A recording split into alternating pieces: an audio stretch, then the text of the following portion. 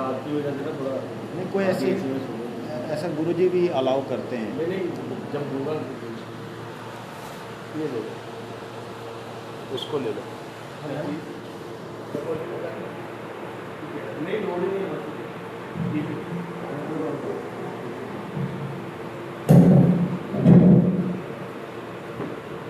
देवानानी जाने सुनीते सिंह की अद्भुत चैतन्य चरित्र।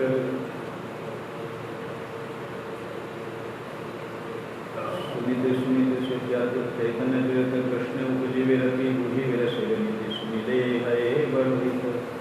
कृष्णदास कविराज रचित भक्त माल जेह कैलो चैतन्य चरित्र गौर गोविंद लीला सुनिते भाषय शीला आपे न कैलो मोर।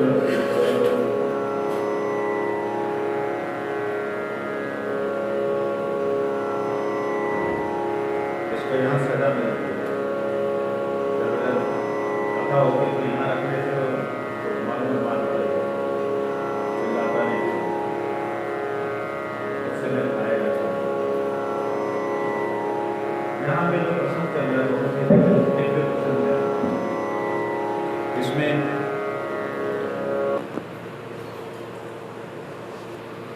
चैतन्य चरितामृत का ये द्वितीय परिच्छेद है। भगवान के विषय में बतलाया कि भगवान कौन है, कैसे हैं, किसे कहते हैं। भगवान शब्द का अक्सर हम लोग उच्चारण सबके साथ कर देते हैं।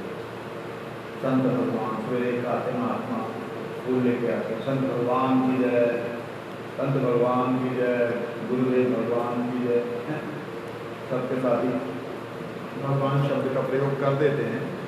वास्तविकता में भगवान शब्द जाके कहाँ रुकता है। जैसे शक्ति शब्द बोलने से शक्ति असीम है। असीम होने का मतलब उसकी सीमा नहीं, उसको बंद कर दो। जिसकी सीमा नहीं और असीम शक्ति जो है, जो हम केवल शक्ति शब्द उच्चारण करते हैं तो सर्वशक्तिमान शब्द जो है हमारे पास रह जाता है।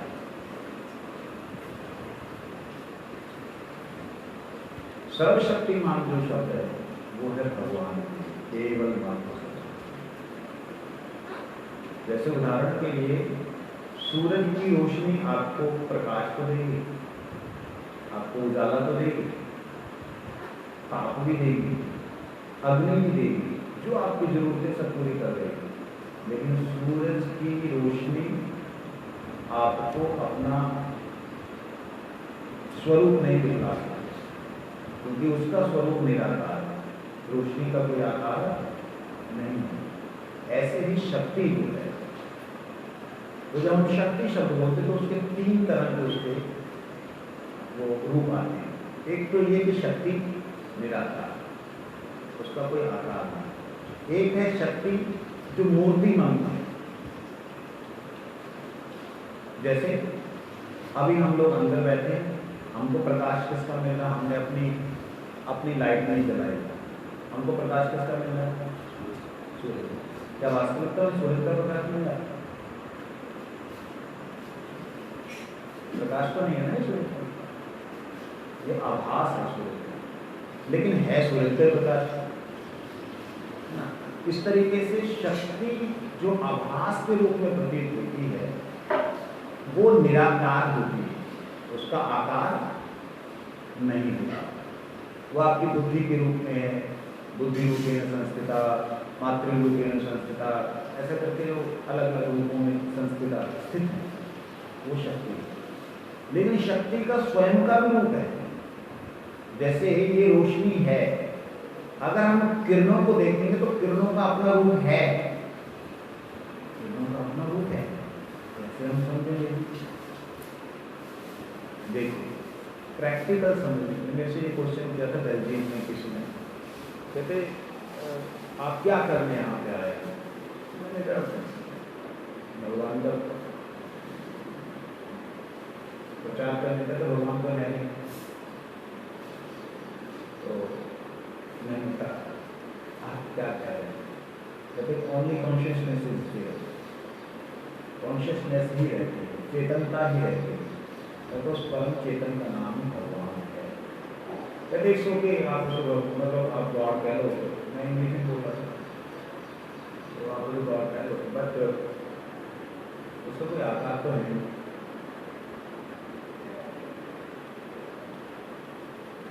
मैंने कहा कि कहते आप किस क्रिया से करवाते हैं? मैंने कहा साउंड योगा। क्या है साउंड योगा? मैंने कहा साउंड योगा ये है कि साउंड योगा प्रक्रिया है जिससे आपको अनुभव होता है कि साउंड शब्द का भी आकार कहता है। क्या बात है? तो उसमें ना गाली नहीं की, बस गाली उन्हीं के हम उनके ही जो घर में रुके थे, तो वो लोग किराए पे देते हैं, उनका बहुत बड़ा लॉन है, किराए पे देते हैं, तो प्रोग्राम करते हैं। तो लोग ने गाली नहीं दी कि क्या जरूरत तुम्हारी बात कर रहे हो, हमें क्या दूर सुना रहे हैं, शब्द का कोई आकार होता है। मैं क्या हाँ लाइट का भी आकार, वो तो दिमाग घूम गया उनका, क्या क्या क्या मतलब कर रहा है, क्या बोलना चाह रहा है। तो मैंने कहा कि मेरे को आप सिर्फ 1 मिनट दीजिए, 1 मिनट से ज़्यादा मैं करूँगा नहीं, अगर आपने उससे ज़्यादा लेना होगा तो आप मेरे वहाँ पे क्लास में आए। 1 मिनट मैंने साउंड को सराउंड किया, उनका रंग बदल गया। ये क्या था? अगर कुछ नहीं है, साउंड क्या है? मैंने प्लीज़ आप दोबारा कीजिए। मैंने कहा मेरे पास समय नहीं, मैं रसोई में आ रहा हूँ, क्योंकि हमें खुद ही कोशिश करनी पड़ती है, वो गंद वहाँ बनता है, तो कांच का ही उनका वो है ना, वो हम बर्तन अपने साथ लेके जाते हैं, कांच का जो है वो चूल्हा है, जैसे आजकल यहाँ भी चालू हो गए, तो मैंने मेरे को काम करूँ, मैं बात कहते नहीं आपने जो किया क्या था? तो था, आपको क्या होगा? आपको तो कोई असर नहीं होना चाहिए। कहते नहीं कुछ था, हाँ बहुत कुछ था, और इसका रूप भी है, इसका रंग भी है। आश्चर्यचकित। मैंने कहा मेरे को बताओ, आप अपने बेटे से बात करते हो? उनका बेटा अमेरिका रहता है। हाँ बात करता है। मैं क्या सर वीडियो कॉलिंग, अगर वीडियो कॉलिंग में क्या आता है उसमें? आपका बेटा आता है ना? कहते हैं हाँ। मैंने कहा आपका बेटा आया कहाँ से? कहाँ से आया? वो कहाँ वीडियो कॉल से? वो आया तो लाइट से ही, आया तो साउंड से ही। साउंड और लाइट का भी रूप है, बट तुम्हारे पास आंखें नहीं है उसे देखने के लिए। जिसके पास आंखें वो दिखा भी देता है, बात भी करा देता है। तो इंस्ट्रूमेंट के पास में ऐसी शक्ति है कि तुम्हारे पास वो शक्ति तुमने खो दी। इसलिए प्रकाश का अपना रूप है, वह रूप जो है शक्ति का रूप, सॉरी शक्ति का अपना रूप है। वह शक्ति का रूप जब व्याप्त होता है तो दिखलाई नहीं देता है, जब वो समष्टि होती है, जब वो इकट्ठी हो जाती है तो दिखलाई देती है।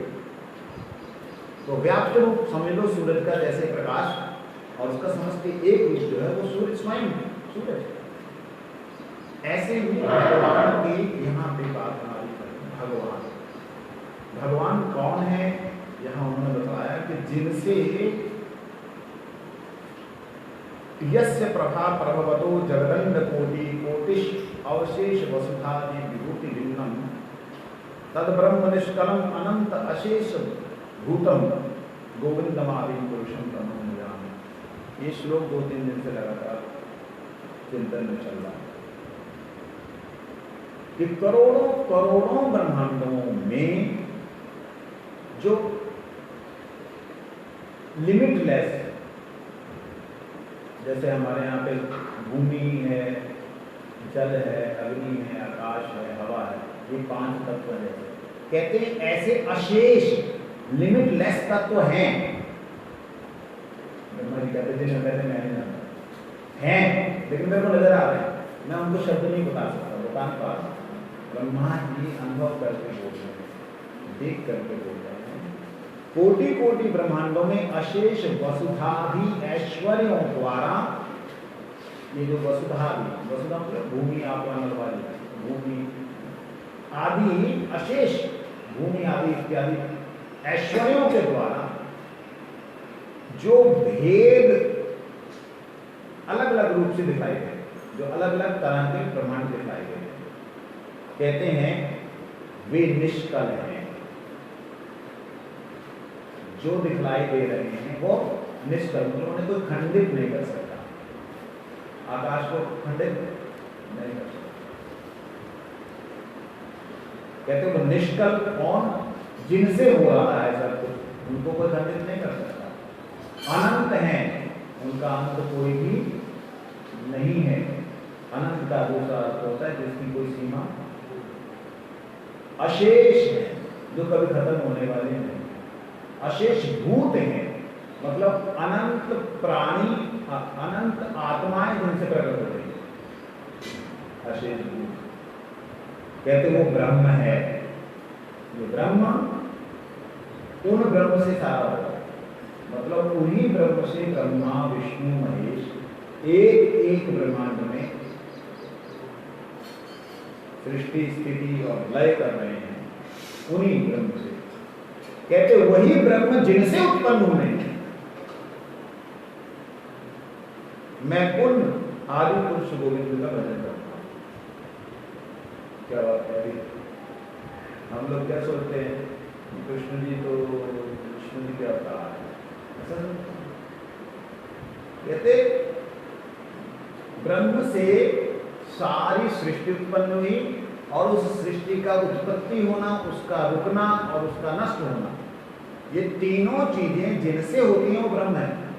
यतो वा इमानि भूतानि जायन्ते येन जातानि जीवन्ति यत् पर्यन्त विशन्ति तद्विद् जिज्ञास तदैव ब्रह्म। वह ब्रह्म है जिससे सब कुछ होता है, ब्रह्मा, जिससे सब कुछ पालन होता है, विष्णु, जिससे सब कुछ संहार हो जाता है, शिव। त्रिशक्तियों को, जो त्रिशक्तियों का सोर्स है वह ब्रह्म। और ब्रह्मा जी कह रहे हैं कि हे नाथ, आपसे वो ब्रह्म है, मतलब वह प्रकाश जो है, अखंड मंडलाकार व्याप्त जो ब्रह्म है वो आपसे है। उदाहरण के लिए जितनी भी सृष्टि है हम देख रहे हैं, हमारे नजरों में आ रहे हैं, सारी की सारी ऊर्जा कहां से ले रही है? सूरज। सिंपल। अब मैं अगर कहूं कि एक पौधे को सूरज ने उगाया तो क्या गलत नहीं? क्या पूजा नहीं किया तो क्या गलत है? ये रंग जो आया ये सूरज ने दिया, क्या गलत है? ये जो फूल में रंग है ये सूरज से हुआ, क्या गलत है? कुछ ठीक है, आप ध्यान दें। क्या वास्तविकता में सूरज नहीं है? अगर सूरज के सिर्फ 2-4 100 किलोमीटर दूर, 100 नहीं, 1,50,000 किलोमीटर पृथ्वी अगर होगी तो जल के खाक हो जाएगा, कुछ बचेगा नहीं इसमें। तो फिर ये सूरज से हुआ, सूरज से तो सूरज की किरणों से हुआ, उसकी रोशनी से हुआ। अब जो रोशनी से हुआ तो वो उसी से हुआ, माना तो ही गए। लेकिन वास्तविकता में सूरज कहता है मैंने नहीं कुछ किया, ये मेरी किरणों का काम है। और किरणें कहती मैं तुमसे हूं, ये तुम्हारा काम है। इसी प्रकार से ब्रह्म जो है वो सारे ब्रह्मांडों के अंदर सृष्टि स्थिति और लय का कार्य करता है, ऑटोमेटिकली होता है। परंतु वो ब्रह्म जिसका है, जिसका वो प्रकाश है, वो ब्रह्म जिसका प्रकाश है, वह प्रकाश गोविंद का है। गोविंद विष्णु से नहीं है, विष्णु गोविंद से है। ये एक विशेषता है भगवान श्री कृष्ण। कृष्ण अवतार 999 बार ब्रह्मा के एक दिन में होते हैं। 99 बार, 999 मतलब 90 मतलब 9 1000 हो गया। हाँ 1,000 भगवान कृष्ण के अवतार होते हैं। वो सारे विष्णु अवतार। एक जब भगवान का स्वयं का रूप आता है, वो है गोलोक वृंदावन, नित्य रूप भगवान का नाम है गोलोक। वहां से जब अवतीर्ण होते हैं तब भगवान स्वयं आते हैं। वो होता है ब्रह्मा के बीच वक्त का समय, मतलब ब्रह्मा का जो एक दिन है उसकी अगर कैलकुलेशन करें वो लगभग 4 खरब समथिंग कुछ वर्ष बनते हैं एक दिन में, सूर्य वर्ष, चंद्र वर्ष। और उसके बीचों बीच जो है 7वां मनु, एक मनु के राज्य में 71 बार चतुर्युग बीतते हैं। एक मनु के राज्य में 71 बार चारों युग बीत जाते हैं। 14 मनुओं का राज्य होता है ब्रह्मा के एक दिन में, और ये 7वां मनु है। 7वें मनु की 28वीं चतुर्युगी है, तो ये बिल्कुल सेंटर का टाइम आ गया, मतलब समझो दोपहर का टाइम उनके लिए मोटी मोटी बात है। उस दृष्टि से ब्रह्मा जी ने यह सोचा कि ये कृष्ण वो तो नहीं जिन्होंने मेरे एक दिन में आना था। ब्रह्मा जी जब जन्म हुआ ना, बच्चे की तरह नहीं हुआ, छोटा बच्चा हो, बड़े हो, ब्रह्मा जी प्रकट हुए तो उलन ब्रह्मा के रूप से प्रकट हुए। और जब भगवान ने उनको सृष्टि के लिए बोला, जब सारी बातें हमने सृष्टि के लिए बोला, तो ब्रह्मा ने कहा कि प्रभु आप कह रहे हैं सृष्टि के लिए, लेकिन ये सृष्टि क्या है? कहते हैं ये अनादि है। 4 श्लोक भगवान ने कहे, 4 श्लोकों में बोला कि जो अनादि आदि है वो तुम्हें एक बार, तुम्हारी सृष्टि करने पे एक बार तुम्हें एक दिन में दर्शन दे। तब भगवान एक दिन में एक बार आएंगे, वो जो सब सारी सृष्टि के कर्ता धर्ता मालिक हैं। इस भाव में भावित होकर ब्रह्मा जी ने भगवान के बचनों को, ग्वालों को और छड़ी छीकों को उठा करके चोरी करके गुफा में रख दिया। मालूम है कथा ये बात? तो ये समझने के लिए क्या ये वही है? क्योंकि ब्रह्मा जी ने एक असुर था, उसका नाम था अघासुर, उसको वर दे दिया था कि तुझे, उसने बोला था कि मैं इस धरती के किसी भी मनुष्य से या किसी भी प्राणी से ना मरूं, ठीक है, और तुम त्रिदेव से ना मरो। तथा ब्रह्मा ने वो वर दे दिया कि जा किसी दिन जान मुक्ति, कि इसके लिए भगवान को आना पड़ेगा, क्योंकि वह त्रिदेव के अंतर्गत नहीं, त्रिदेव उनसे है। जैसे कोई कहे मैं प्रकाश से ना मरूं, नहीं मरेगा, लेकिन सूरज से तो जल के ऐसे। तो वह गोविंद जो है भगवान को आने लगते हैं, तब सारे के सारे अवतारों में प्रवेश कर जाते हैं। तो कैसे आएगा रात को ही तो वो ये है कि गर्ग संहिता बोल के गर्ग गर्गाचार्य ने लिखा, उसको एक बार ले जाना पड़ लेना, तो उसमें थोड़ा विस्तार से मालूम होगा। मैं उस प्रसंग को ले लेना या वापस आता हूँ। तो भगवान गोविंद जो है वो ब्रह्म के भी कारण है। इस बात को बड़े बड़े ब्रह्म ज्ञानी नहीं मानते, क्योंकि वो लोग कहते हैं निराकार के बाद कुछ भी नहीं है। लेकिन उनके समय में ये नहीं आ रहा था कि निराकार प्रकाश का जो पुंज है,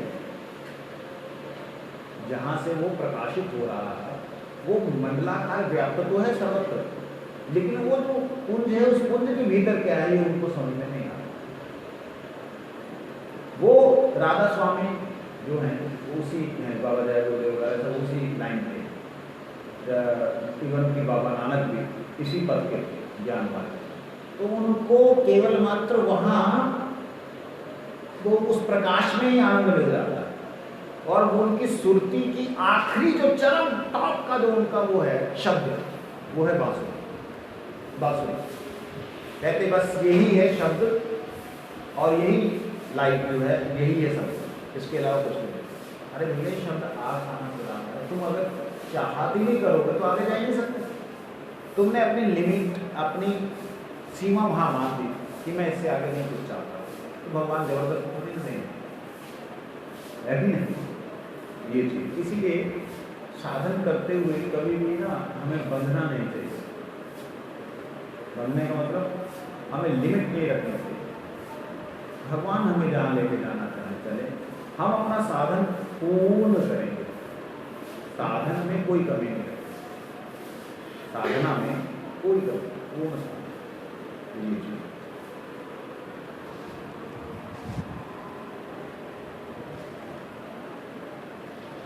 मुनयो वाद वसना श्रवणा ऊर्ध्वमन्तिनं ब्रह्मख्यं धाम ते यान्ति शान्ता सन्यासिनो अमला। अंतर्यामी जारी योग शास्त्र कहे से गोविंदे अंश विभूति देह अनंत सहट के जैसे एक्शु भाषे तैसे जीवे गोविंदे अंश प्रकाशे। कहते जो परमात्मा शब्द का प्रयोग हम लोग करते हैं, परमात्मा का अर्थ होता है वही प्रभु सभी आत्माओं के भीतर साक्षी रूप से, सभी आत्माओं के भीतर साक्षी रूप से। समझना इस बात को, साक्षी रूप से क्या मतलब होता है। आत्मा के भीतर साक्षी रूप का मतलब है हम सबके पास में एक मेमोरी चिप दी हुई है परमात्मा ने। जो भी कर रहे हैं सब सेव हो रहा है, जाने अनजाने में, चाहते हुए ना चाहते हुए, सब कुछ उसमें साक्षी के रूप में सेव हो रहा है। अब उसी लिंक को अगर हम जागृत कर दें, अगर उससे संबंधित हो जाए, तब वही लिंक हमें परमात्मा की अनुभूति कराएगा। कहते वो परमात्मा उसी प्रकार से जगत में व्याप्त हैं जैसे मानो सूरज जो है लाखों लाखों दर्पणों में अपनी रश्मि के द्वारा, किरणों के द्वारा लाखों लाखों दर्पणों में लाखों लाखों अलग अलग रूपों से दिखाई देगा। छोटा दर्पण, छोटा बड़ा तो बड़ा, जैसा उतना ही प्रकाश जितना उसके अंदर समर्थ। इसी प्रकार से जीव जो है उसके भीतर उसी परमात्मा का अंश जो है स्वयं आत्मा होने के नाते, जब आत्मा स्वयं भजन करने में लगती है, भगवान को समर्पण करने में लगती है, तो भगवान उसके अंतर आत्मा में प्रतिबिंब रूप से दर्शन देते हैं। जब दर्शन देते हैं तो उसके सारे के सारे संदेह संशय नष्ट होते हैं। उसे कोई शास्त्र अलग से पढ़ने की जरूरत नहीं पड़ती है, सब उसे ज्ञान होता है। अंदर से उसके जागृति आ गई, अंदर के अंधेरा मिट गया, तो कुछ संदेह नहीं रहता। कहते ऐसे ही गोविंद जो हैं जीवों के अंदर अंश के रूप में विराजमान होते हैं। अथवा बहने तेन किं ज्ञातेन तव अर्जुन विष्टभ्यामिदं कृष्णमेकांशेन स्थितो जगत्। हे अर्जुन, अधिक क्या कहूँ, मैं ही एक अंश के द्वारा परमात्मा रूप से अखिल जगत में प्रविष्ट होकर विराजमान। देखिए भगवान भी ना बोलते बोलते अपनी बात को बताते हुए एक शब्द प्रयोग कर रहे, क्या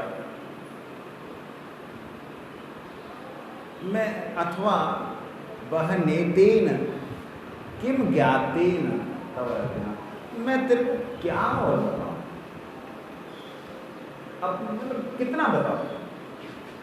मतलब भगवान भी अपनी शक्ति का वर्णन करने के लिए असमर्थ हैं, मैं ये कहना चाहूंगा, मेरा एक पर्सनल व्यू। क्यों जी? भगवान असमर्थ कैसे? भगवान तो सर्वशक्तिमान है, उनके लिए असमर्थता हो ही नहीं सकती। ठीक है, नहीं हो सकती। लेकिन भगवान भी कह रहे हैं कि मैं तेरे से अधिक क्या कहूं, मतलब तेरी कैपेसिटी ही नहीं है समझने की, तेरे को मैं अधिक क्या कहूं। मैं एक छोटे से अंश के रूप में सारे जगत में ही व्याप्त हूं। अब इस चीज को आप दूसरे ढंग से देखेंगे, दो तरीके हैं इसको देखने के। एक ये कि आप सृष्टि में परमात्मा को ढूंढने लगे, एक, और एक है परमात्मा में सारी सृष्टि को देखने लगे, दो अलग। सूरज की रोशनी में सूरज को देखने लगे, एक है सूरज में सारी रोशनी को देखने लगे। कौन सा सही मायने में सही है?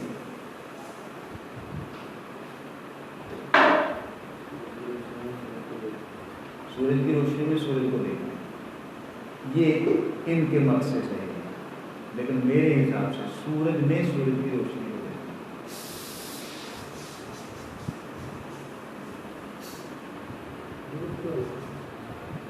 एक बुझारत से लग रही है, बुझारत नहीं है, बड़ी क्लियर बात है। देखिए सूरज की रोशनी में, सूरज के प्रकाश में आप सूरज को तो देख पा सकते हो, उसका प्रतिबिंब तो दिखाई देगा, लेकिन वो सूरज नहीं है, इस बात को समझ लीजिए। तो सूरज दिख क्यों रहा है? वो दिख रहा है कि वो संबंध उस किरणों का सूरज से है, तो संबंध के रूप में भगवान विराजमान रहते हैं, समझे नहीं? आत्मा परमात्मा से संबंधित है, ये संबंध जो है भगवान के साथ में, संबंध में विराजमान है। जहां भगवान के साथ किसी भी जीव का, कोई भी जीव की आप सेवा कर रहे हैं, अगर उसका संबंध नहीं है ना, तो वहां भगवान नहीं। इसलिए भगवान ने गीता में एक और बात कही, मैं जगत में हूं, जगत मुझ में है, ना मैं जगत में हूं, ना जगत मुझ में है। दो बात कैसे लग रहा है? बड़ा क्लियर है। जैसे सैटेलाइट है, सारे के सारे मोबाइल सिस्टम संचालित किससे हो रहा है? सैटेलाइट। लेकिन क्या सैटेलाइट कर रही है संचालित? सैटेलाइट संचालित कर रही है।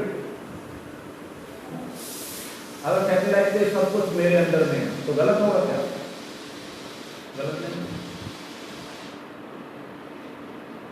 मनुष्य इधर से करता है तब जाकर उधर एक्टिवेशन होता है कुछ है? लेकिन अगर वो कहीं मेरे अंडर में है, मैं खत्म कर दूंगी तो खत्म हो जाएगा कि नहीं? इसी प्रकार से भगवान सुपर सैटेलाइट है, जिसको ब्रह्म कहते हैं। तो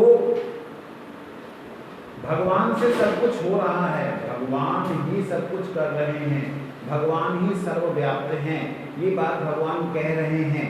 लेकिन उसी तरह से जैसे एक सैटेलाइट निर्विकार होकर के बोल रही है कि मैं ही सब कुछ कर रही हूँ, मेरे द्वारा सब कुछ हो रहा है, वास्तविकता में जो ये सोच रहे हैं कि ये कर रहे हैं, कुछ भी नहीं कर रहे, क्योंकि जैसे मैं अपने आप को बंद करूंगा तो ये कुछ भी नहीं कुछ कर सकेगा।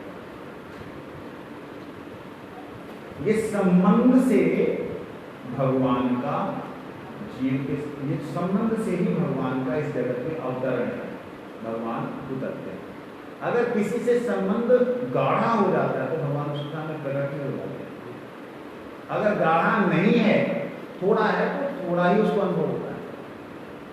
अगर थोड़ा भी नहीं है तो उसको उस भगवान से कोई लेना देना नहीं, उसके पत्थर है। तो ये चीज है, ये संबंध के ऊपर डिपेंड करता है। अन्यथा अगर भगवान ही जिस प्रकार से कहते हैं मैं ही अपनी जगत में जो है प्रविष्ट हूँ, तो भैया कुछ तो गलत हो ही नहीं सकता। तो उपदेश क्यों कर रहे हो? बेवकूफ बना रहे हो? किसको उपदेश कर रहे हो? अगर आप अर्जुन में ही हो, अर्जुन आप ही हो, तो उपदेश किसके लिए? अगर जीव में आप ही हो, आप ही चलाने वाले हो, तो फिर उद्देश्य किसकी? यही समझने वाली बात है। भगवान केवल मात्र संबंध से है। जैसे इस किरणों का संबंध सूरज से है, किरणों के माध्यम से सूरज तक हम पहुंच सकते हैं, लेकिन किरण जिधर पड़ी उस दर्पण में देख करके हम प्रतिबिंब को कह दें ये सूरज है, वो थोड़ा ठीक है, थोड़ा पूर्ण रूप से गलत है। इसी प्रकार से जो लोग कहते हैं ना, क्या माला करने से होगा, आप किसी की सेवा कर लो, किसी का दिल ना दुखाओ, यही कई लोग ऐसे तो उन्हें पता ही नहीं है भजन है क्या, उन्होंने भगवान को देखा ही नहीं, उनको भगवान का अनुभव ही नहीं, वो तो केवल दर्पण को खिला रहे हैं। दर्पण में छवि जो होती है प्रतिबिंब उस वाले ओ भाई, दर्पण का श्रृंगार करने से क्या बंदे का श्रृंगार हो जाएगा? हाँ? आप भोजन किसको दे रहे हो? शरीर को। कपड़े किसको दे रहे हो? शरीर को। तो क्या करना होगा? इसके साथ भगवान का नाम सुनाओ, उसका संबंध भगवान से जो है उसको जागृत करो, उसे स्पर्श करो, तब उसका कल्याण होगा, आपका कल्याण होगा। जैसे क्रिश्चियंस को देखो, मुसलमान डरा करके भजन में लगाते हैं, क्रिश्चियन लोग मुझे नौकरी मिल जाएगी, ठीक हो जाएगा, वो दवाइयाँ ऐसी दे देते हैं जैसे कि क्या बोलते हैं जो प्लेयर्स आते हैं, नशा टाइप होता है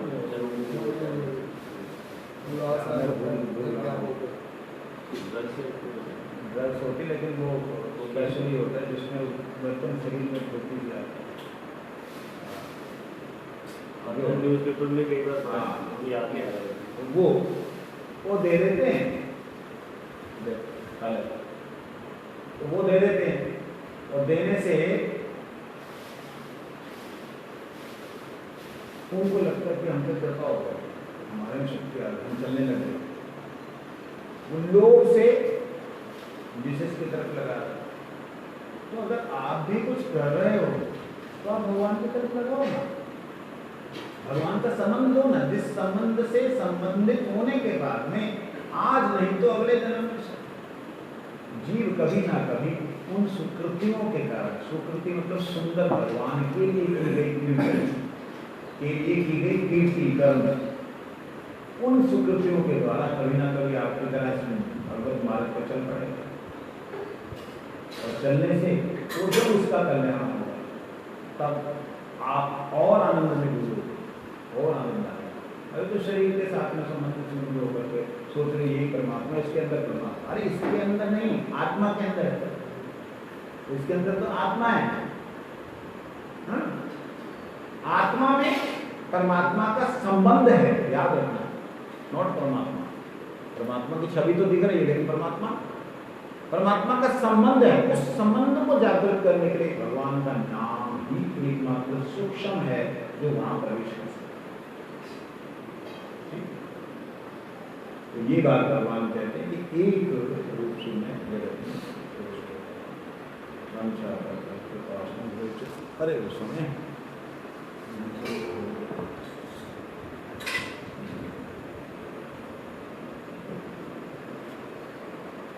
तमिमहम् अजं शारीरभाजां हृदि धिष्ठिम्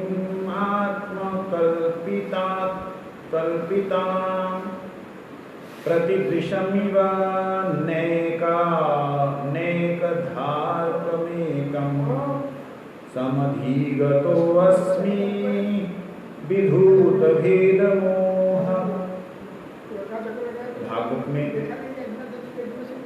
प्रथम स्कंद के 9वें अध्याय के 42वें श्लोक में आया है, भीष्म ने कहा, हे कृष्ण, एक ही सूर्य जैसे प्रत्येक चक्षु के विषयभूत भिन्न भिन्न वस्तु के रूप में प्रतीत होते हैं, उसी प्रकार आपके एक अंश रूप परमात्मा प्रत्येक देहधार के देहधारी के हृदय में विराजमान होकर पृथक तत्व के रूप में अनुमित होते हैं, अनुमानित होते हैं, लिख रहा है। परंतु जब वे सब आपके आत्मकल्पित होते हैं, अर्थात आपके दास के रूप में अपने आप को जानते हैं, तब किसी प्रकार के भेद का मोह नहीं रहता। परमात्मा को आपका अंश जानकर उसी प्रकार विगत भेद मोह होकर मैंने भी आपके अजन्मा स्वरूप के ज्ञान को प्राप्त किया। ये जो भीष्म पितामह जी की बात है ना, बड़ी ही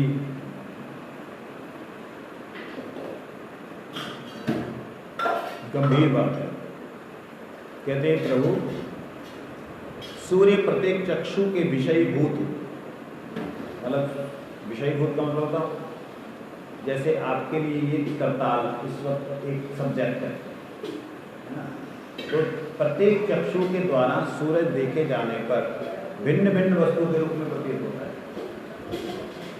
जैसे सूरज फूल में आया, फूल का रंग ऐसा हुआ, सूरज का रोशनी इसमें आई, उसका रंग ऐसा हुआ तो सारे का सारा सूरज के प्रकाश से ही। वास्तविकता में देखा जाए तो सबने सूरज को देखा है, जिसके ऊपर किरणें पड़ी उसने सूरज को देखा। मेरे शरीर पे किरणें पड़ी, आंखों पे मैंने किरणें नहीं पड़ रही, तो आंखों से मैंने सूरज को, लेकिन शरीर के ऊपर किरणें पड़ी तो शरीर ने उन किरणों को ऑब्जर्व किया और उसके अनुसार इसने अपना रूप बनाया। नहीं समझे? गोरे लोग ना ऐसे वो सूख रहे होते हैं समुद्र के किनारे, काले होने के, और यहाँ के लोग रगड़ रहे होते हैं, क्या बोलते हैं, सफेद होने के लिए। तो सूरज जो है वो जिस भी तत्व को दिखलाई दे रहा है, ध्यान दीजिए, जिस भी तत्व को दिखलाई दे रहा है और जिस भी तत्व में चेतन सत्ता है, चेतन सत्ता में आत्मा, वो आत्मा उसको, उस सूरज की रोशनी को जो ले रही है तो सूरज को देख रही है। देखते हुए जो उससे ग्रहण कर रहे उसका पृथक पृथक रूप हमें दिखलाई देता, अलग अलग पृथक मतलब पंजाबी में, हिंदी भी, जितनी भी हिंदी नहीं आती, बड़ी मुश्किल की बात है।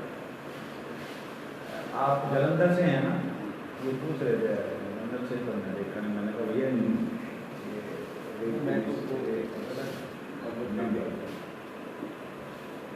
तो देखिए आज मैं पहले तो लुधियाना से,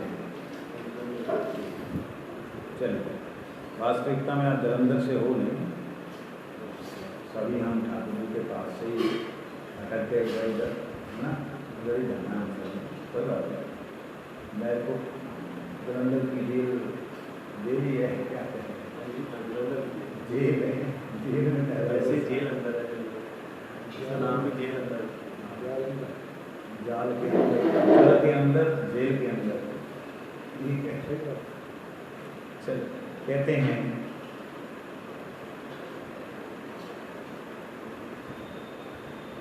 जब सारे के सारे तत्व, सारे के सारे जीव आत्मकल्पित होते हैं, आपके आत्मकल्पित मतलब अपने आप को आपका समझते हैं, कितना भी ये सारे का सारा चराचर में जो सूरज की रोशनी से बड़ा हुआ है या फल फूल दे रहा है, सारे का सारा अपने आप में अपना अस्तित्व लिए हुए हैं।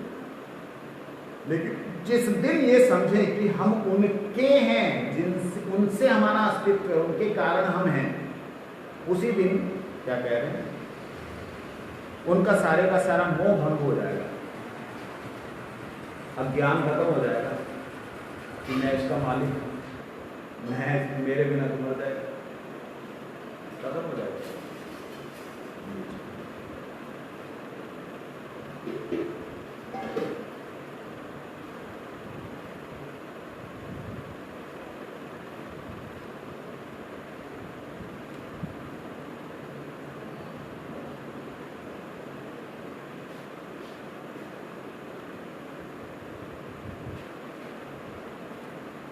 यही तो गोविंद साक्षात चैतन्य गुसाई जीवन स्तारिते छे दयालु आरना। कहते वही गोविंद साक्षात चैतन्य महाप्रभु, जिन गोविंद का वर्णन अभी करते हुए आ रहे हैं, वही चैतन्य महाप्रभु क्यों आए, किसलिए आए, ये बात हम नेक्स्ट लेक्चर धीरे धीरे करेगा, ये बहुत आगे।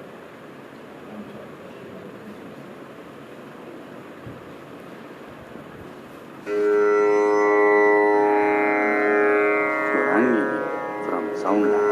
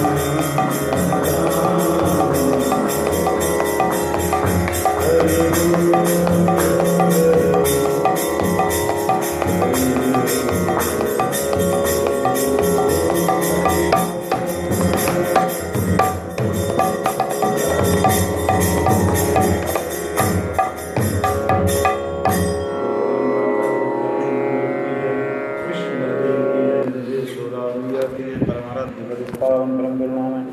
नित्यलीला विष्णु विष्णुपाद भक्ति वल्लभ तीर्थ गोस्वामी श्री गुरुदेव महाराज की जय। नित्यलीला विष्णु विष्णुपाद भक्ति देव माधव गोस्वामी महाराज की जय। नित्यलीला विष्णु विष्णुपाद भक्ति सिद्धांत सरस्वती गोस्वामी ठाकुर प्रभुपाद की जय। रूपानंद गुरुवर्ग वृंद की जय। पंच तत्वात्मक गौर हरि की जय। तुलसी महारानी की जय। भक्ति देवी की जय। भक्त नरसिंह भगवान की जय। भक्तराज प्रहलाद महाराज की जय। हरिनाम प्रभु की जय। हरिनाम संकीर्तन की जय। चैतन्य चरितामृत की जय। गौर ब्रह्मानंद हरि हरि बोल। जय जय श्री राधे। जय राधे श्याम सब लोगों को।